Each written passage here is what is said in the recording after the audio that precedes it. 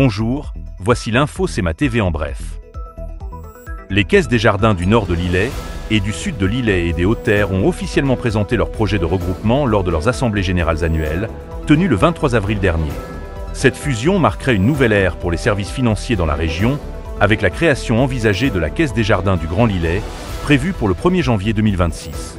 En unissant leurs forces, les trois caisses souhaitent former une coopérative de près de 20 000 membres, capable de gérer un impressionnant volume d'affaires de 1 749 millions de dollars.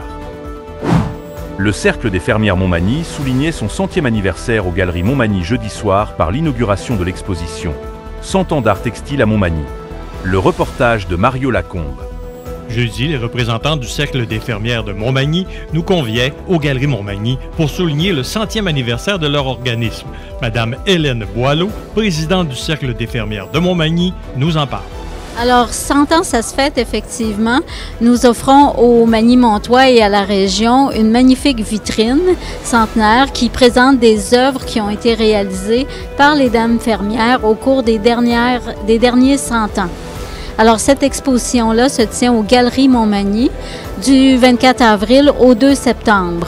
Également, durant cette conférence de presse, le Cercle des fermières annonçait des activités supplémentaires à compter du 3 juin. Madame Hélène Boileau.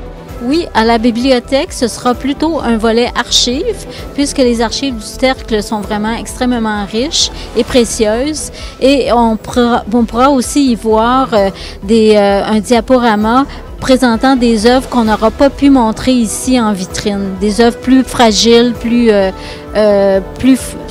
fragiles. Voilà. La date, c'est du 3 juin au 2 septembre. Madame Boileau dévoilait également une grande activité regroupant les cercles de fermières Bellechasse, Etchemin et Montmagny.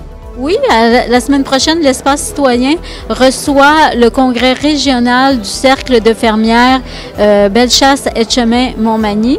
Il présente son congrès, mais il y a un volet exposition pour la primauté des œuvres des fermières de l'ensemble des 37 cercles qui font partie de cette fédération. Ça se tient les 2 et 3 mai. De quelle heure à quelle heure? C'est dans l'après-midi, de 13h jusqu'à 8h le soir, à la salle C de l'Espace citoyen. En terminant, Mme Boileau nous dévoile quelques activités à venir pour l'été 2025. Pour l'été 2025, en fait, nous serons présentes au marché public de Montmagny et le 21 mai, nous allons aussi avoir une expo-vente au sous-sol de l'église Saint-Thomas. Mario Lacombe aux Galeries Montmagny pour CEMA TV. Information. Le Centre intégré de santé et de services sociaux de Chaudière-Appalaches est activement à la recherche de familles d'accueil pour offrir un foyer stable, aimant et sécurisant à des enfants âgés de 0 à 17 ans. L'appel est lancé à toute personne désireuse de faire une réelle différence dans la vie d'un jeune, notamment ceux ayant des besoins particuliers, comme une déficience physique ou intellectuelle, ou un trouble du spectre de l'autisme. Pour en savoir davantage ou pour visionner la séance d'information, vous pouvez consulter le site web cisssca.com/FA. Au sport, les Sphinx de l'école secondaire de Rivière-du-Loup accueillent pour une deuxième année consécutive les championnats de hockey scolaire en division M15 relève et M18 relève jusqu'au 27 avril prochain. Le tournoi se déroule depuis jeudi sur les glaces du Centre Premier Tech et du stade de la Cité des Jeunes de Rivière-du-Loup, ainsi qu'à Témiscouata-sur-le-Lac. 32 équipes de hockey s'y affronteront.